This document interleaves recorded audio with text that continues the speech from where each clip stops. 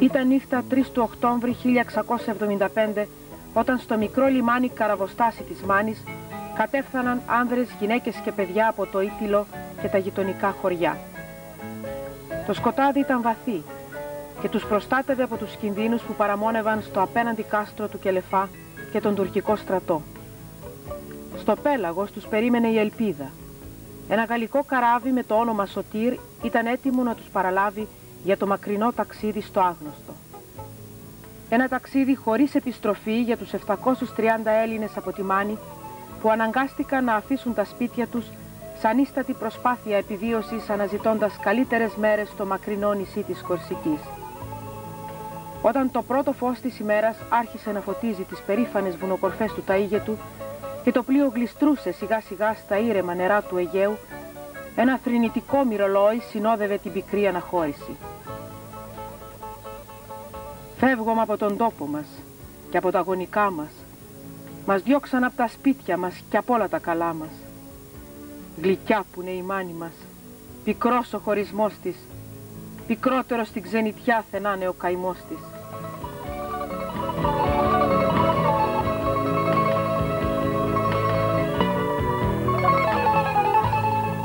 Με λένε Μαρή Πολ Βολιμάκη και είμαι παντρεμένη στο Κορσικάνο ο κύριος Οτάβη. Με λένε Μαρή Πολ Οτάβη. Είμαι από το Καργές. Ο πάπους μου μιλούσα τα ελληνικά, τα μανιάτικα. Είμαστε όλοι από τη Μάνη, από το Ήτυλο.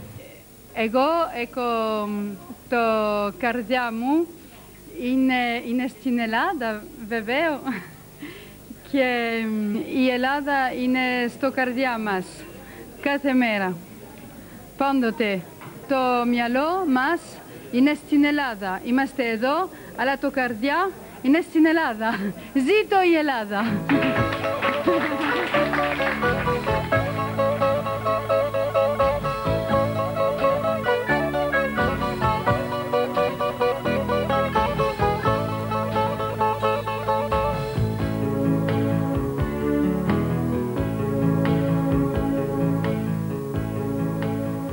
Αν μπορεί να ζωγραφίσω, θα ζωγραφίσω ένα δέντρο με πολλές ρίζες, μια ρίζα στη Κορσική, στο Καριές, στη Παόμια, άλλες ριζές στη Μάνη,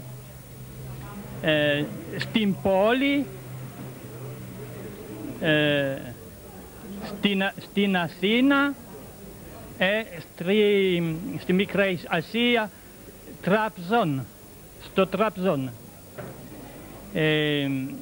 Ένα δέντρα με 13 κλάδια.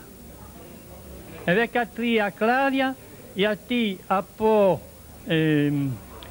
η γέννηση της απικία μας πέρασαν 320 χρόνια. 320 χρόνια παρουσιάζουν 13 νέες οικογένειες. Λοιπόν, ένα δέντρο με 13 κλάδια.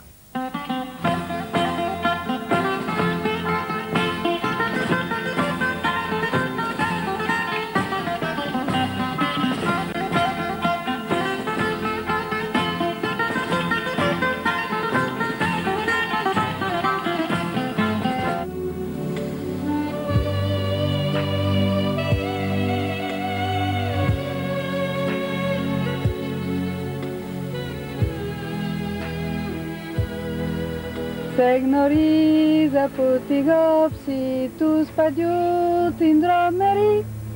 Σε γνωρίζω από την όψη που με διαμετρά τη γη.